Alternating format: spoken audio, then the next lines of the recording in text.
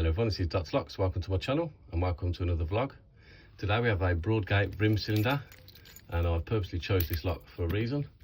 So we have basically a bump key, very sad bitting on this. So realistically you should be able to open it with a rake.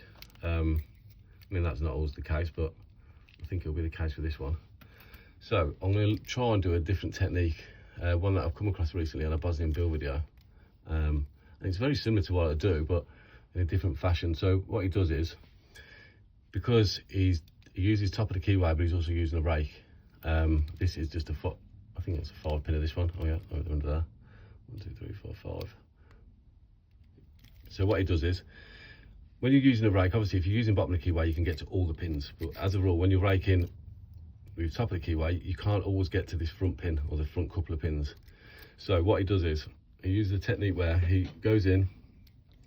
Let me see if I've got better tension. That's better. So the back 3 pins he tries to rake, like so.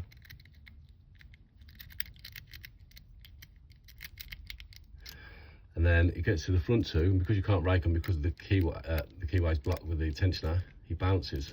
I mean, it's a bit hard to do in the hand, but I find it easier to. So I'm just bouncing them pins.